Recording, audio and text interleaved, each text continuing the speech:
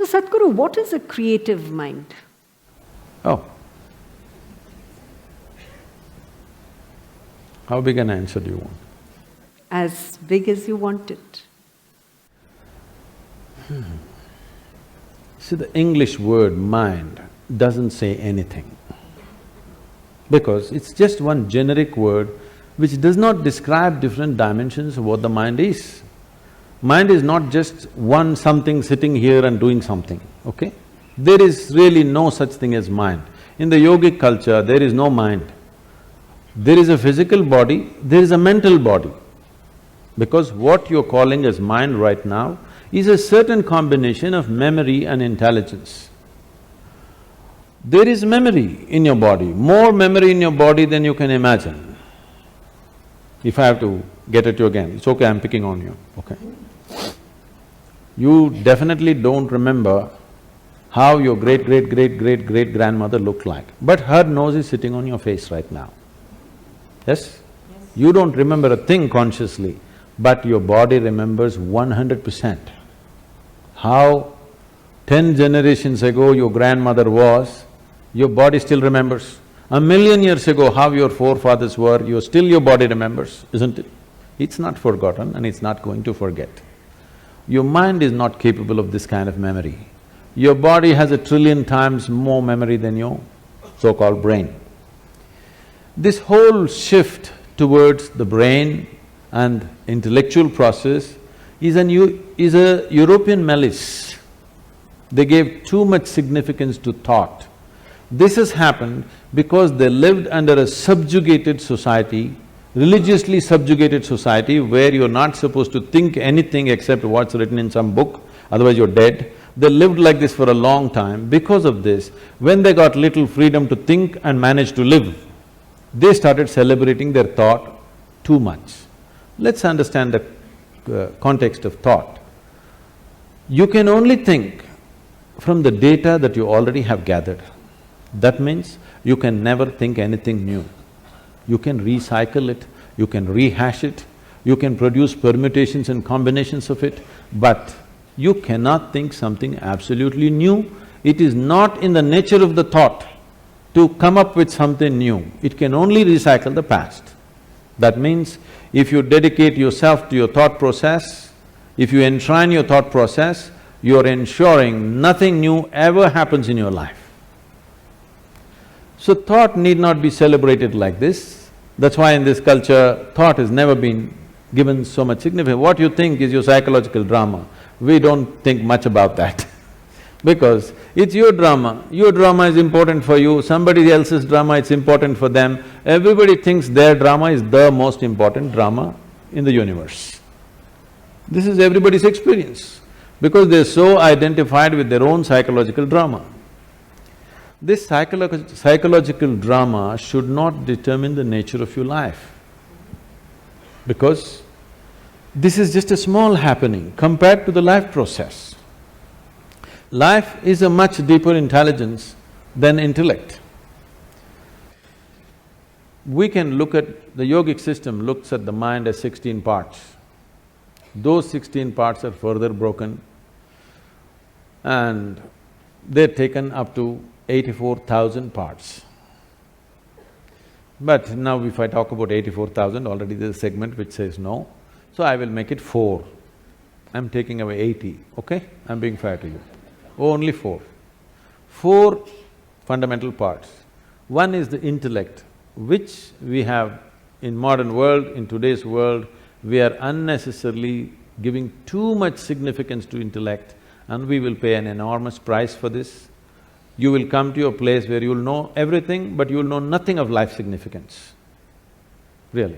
Today you will see this happening to children. For the first time, this generation you see, 10, 11-year-old or 12-year-old children, they look bored. When you were 10, 11, you did not know what is boredom, it was not possible. It was too exciting to be alive and looking around. You will see 10, 12-year-old children all looking bored because they've seen the cosmos through their phone screen. They know it all.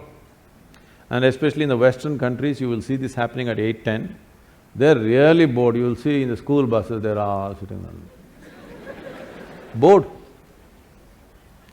Because by the time you're 12, you already had one love affair, you know what is a break, you know how to all this recover from that, you tasted alcohol, you've seen this, probably you've gone into all kinds of physical things, and you know the cosmos. What more?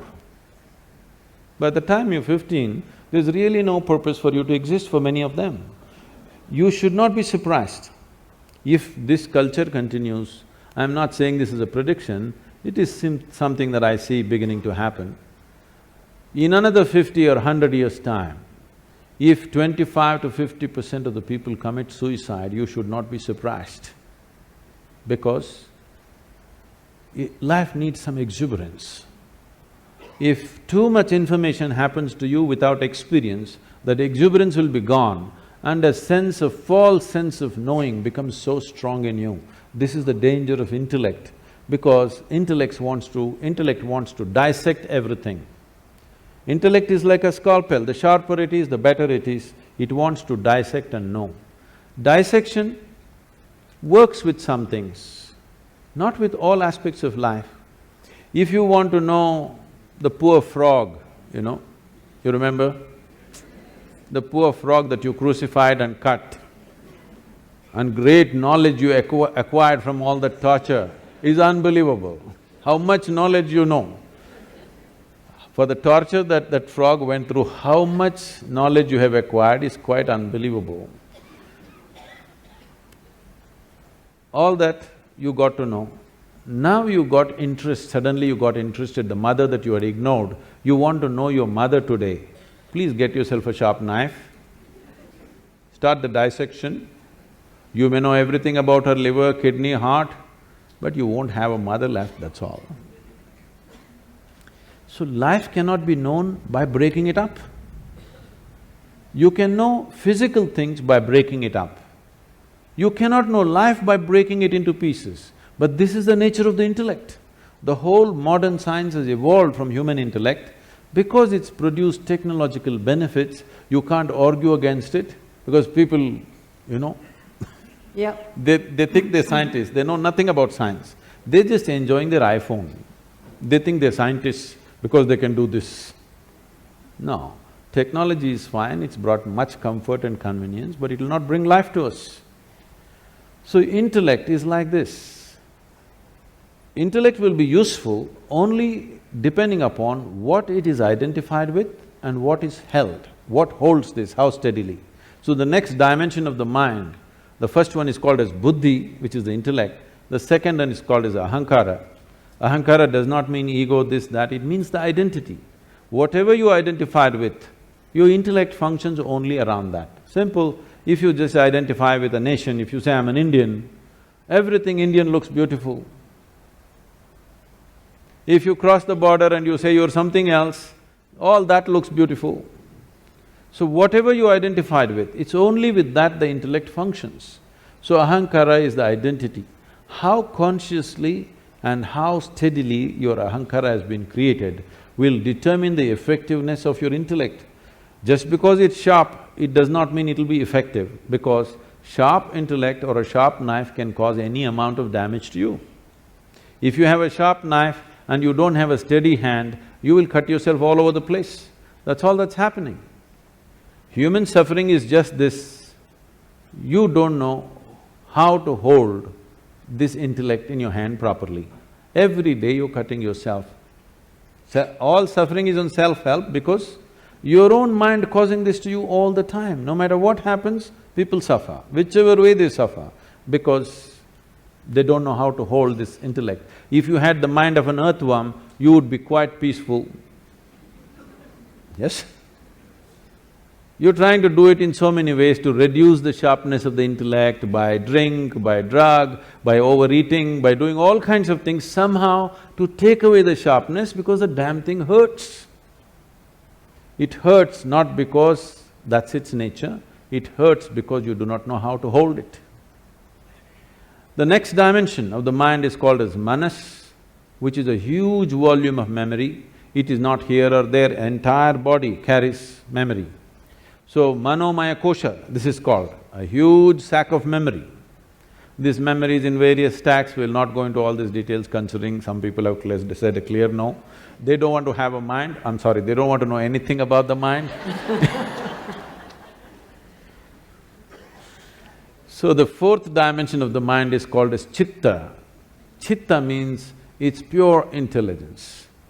It is unsullied by memory. It has no trace of any kind of memory, it's just pure intelligence. If you touch this, then you have access to what you're referring to as the source of creation, because all kinds of things might have been fed to you. God is this, God is love, God is compassion, God is kind, whatever. Somebody come, stand on the edge of this stage, say all the prayer you want to say and fall. Let me see whether compassion happens to you or a cracked bone happens to you. I would like to check, all right? All these things have been made up because whatever somebody is deprived of, they will attribute that quality to their idea of God. Your ideas of God have come only because you do not know how this whole creation happened. Because you don't have an answer, you made it up. Because you're a human being, you said a big human being is sitting up there. Oh, how can you do all this? If somebody asks, he has 10 hands, so he does lot of things, not like you. Whatever, it's all right for children. But essentially because you do not know how creation happened, you are coming up with explanations. So that which is the source of creation, don't believe what I say, what anybody says. Pay attention to one piece of creation. Just take a flower, pay attention to this, pay an attention to a leaf or an atom or an ant. All you will see is phenomenal intelligence beyond anything you can imagine, yes? But nobody told you God is intelligence. But this culture has said this to you in many ways. They told you Chidakasha, Chidambara and so many things to tell you if you touch your chit, the whole existence becomes yours. Everything that's worth knowing is right here because you have access to the source of creation. So these are the four dimensions of your mind. Unfortunately, the modern education thinks by just feeding information and keeping the intellect reasonably sharp, everything is going to happen. No. You will rip this planet apart looking for well-being. You may lose the planet, or you may manage to go to another planet and start your work again there. But well-being will not happen. If well-being has to happen, you have to dig a little deeper into this one, otherwise, no.